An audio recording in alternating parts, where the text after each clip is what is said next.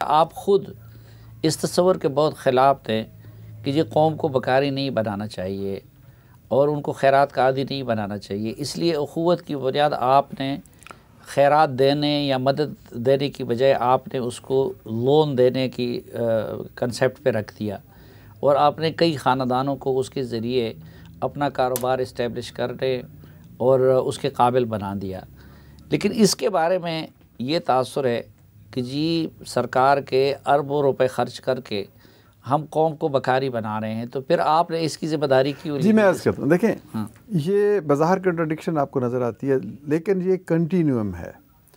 مثلا اسلام میں زکوٰۃ کی بھی تاکید ہے، قرض حسن کی بھی تاکید ہے۔ زکوٰۃ آپ ان لوگوں کو دیتے ہیں جو اکنامکلی ایکٹیو نہیں ہیں، بوڑھے ہیں، بیمار ہیں یا کوئی کاروبار کر نہیں سکتے، تو ان لوگوں کو ہم نے زکوٰۃ دینی ہے، یعنی زکوٰۃ ایک گرانٹ ہے جو واپس نہیں لی جاتی۔ یہ اس ملک میں کم از کم 5 سے 10% لوگ ہیں جن کی یہ مدد چاہیے۔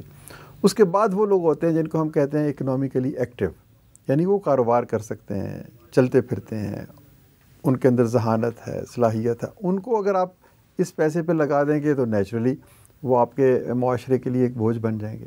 تو ہم یہ کہتے ہیں، پہلے بھی ہم یہی کہتے تھے کہ ہم نے وہ نش چنی ہے کہ جو اکنامکلی ایکٹیو لوگ ہیں ان کو قرض دیں، قرض حسن دیں اور وہ کام کریں، ان کو ہم زکوٰۃ نہ دیں۔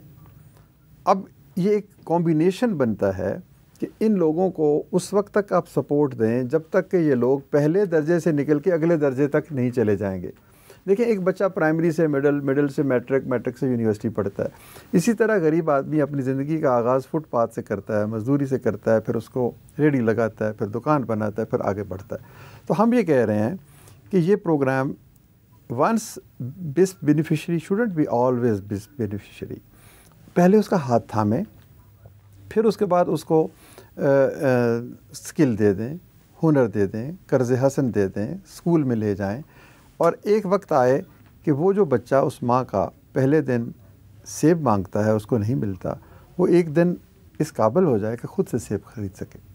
تو یہ اس پروگرام کو آپ ایک سپورٹ کے کانٹیکسٹ میں سمجھیں کہ we are preparing the nursery which will ultimately take lead and come out of this absolute poverty. دیکھیں ایک ایبسلیوٹ پاورٹی ہے اور ایک پھر اس کے بعد پاورٹی ہے، پھر اس کے بعد آپ سمجھیں کہ بلو کالرڈ ہیں، پھر یوں ایک سفر طے ہوتا ہے۔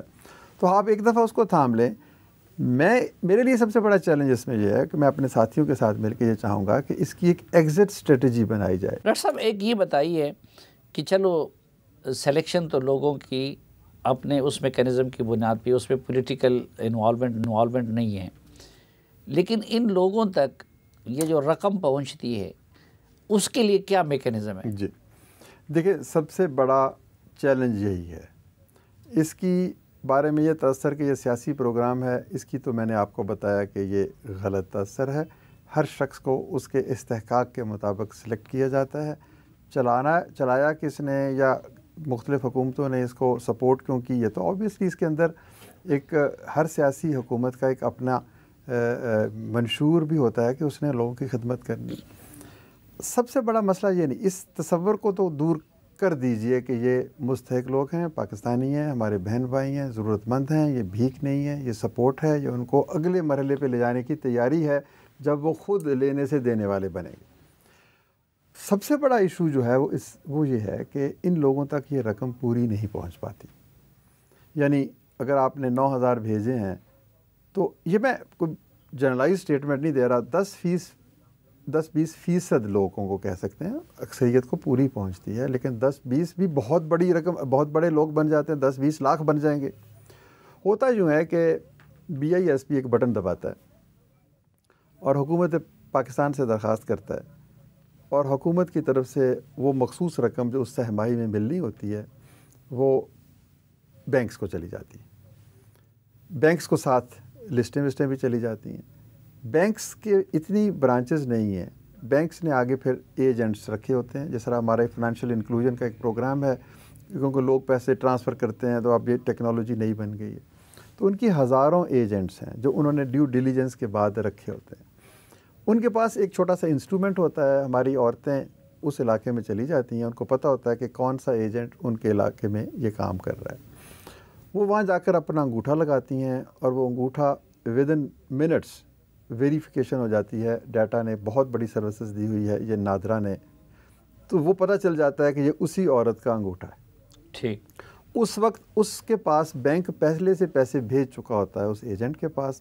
اب اس کی ذمہ داری ہے کہ اس نے وہ 9,000 یا 8,000, ایک سرمائی میں ہم 9,000 بھیجتے ہیں, ایک میں 8,000 بھیجتے ہیں, کیونکہ رقم 8,500 ہوتی تو اس کو ایکول کیا گیا.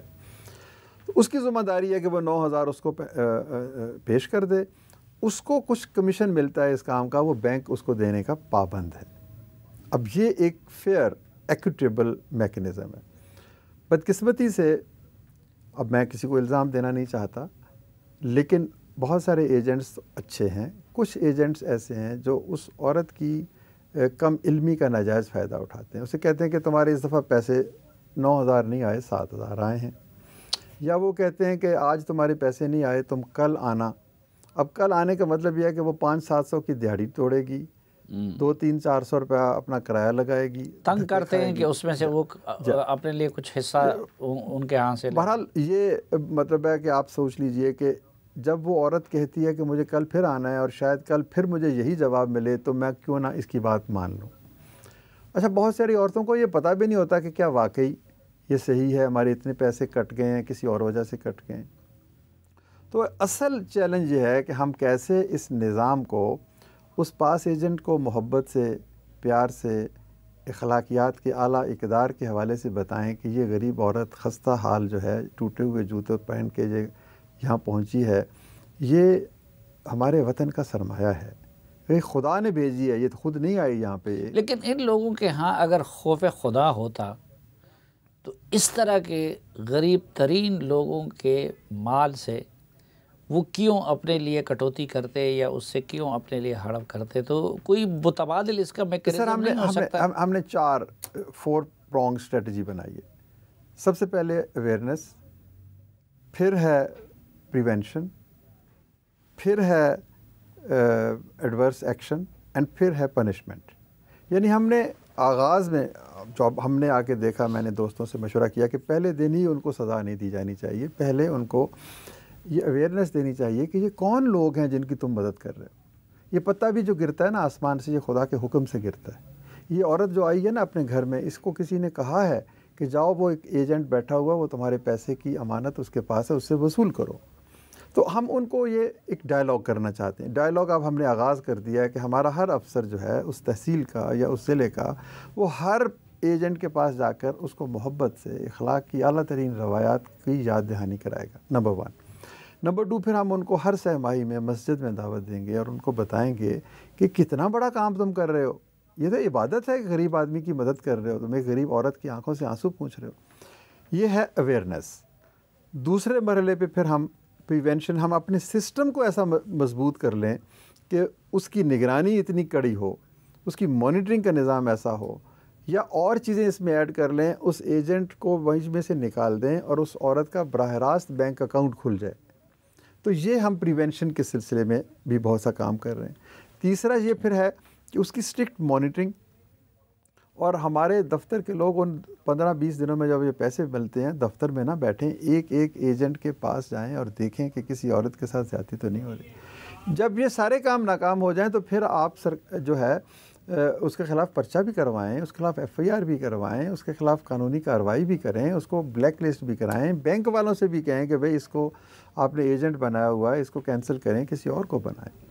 تو پھر اس کے ساتھ ہم اب حال ہی میں اسٹیٹ بینک نے ہماری بڑی سپورٹ کی ہے. انہوں نے کہا ہے کہ پورے پاکستان میں تقریباً 17-18 ہزار برانچز ہیں تمام بینکوں کی. تو انہوں نے کہا ہے کہ ہم آپ کے ساتھ مل کے, اس کو کہتے ہیں فائنینشیل انکلوژن, فائنینشیل ایکسیس, کہ ان 93 لاکھ خواتین کے اگر بینک اکاؤنٹ کھل جائیں تو یہ دنیا میں آج تک ایسا کام نہیں ہوا کہ غریب عورتوں کو بینک اکاؤنٹ کھل جائیں. بینک اکاؤنٹ کھلنے کے بعد پیسہ براہ راست, وہ جو میں نے آپ کو بتایا نا بٹن دبانے سے, وہ اس لمبے رستے سے نہیں پہنچے گا, براہ راست ان کے اکاؤنٹ میں جائے گا. چیک کاٹیں گی یا ATM پہ جا کے پیسے نکلوائیں گی. وہ اگر 4 دن 5 دن ہفتہ نہیں بھی جاتی تو وہ ان کے پیسوں کا اسلامی, تو یہ کام ہونے جا رہا ہے. جی, ہم نے اس کی بڈز کر دی ہیں اب ہم نے پہلے 2 بینکس تھے ہمارے پاس، اب ہم تقریباً 15 بینکس کو لے آئے ہیں، اور یہ اپریل نیکسٹ ایئر آن ورڈز اب 2 بینک یہ کام نہیں کریں گے، 2 بینکوں کے ایجنٹ یہ کام نہیں کریں گے، اب 15 بینکوں کے ایجنٹ یہ کام کریں گے، جس سے ہمیں اس کو کنٹرول کرنا، کمپٹیشن میں لے کر آنا آسان ہو جائے گا۔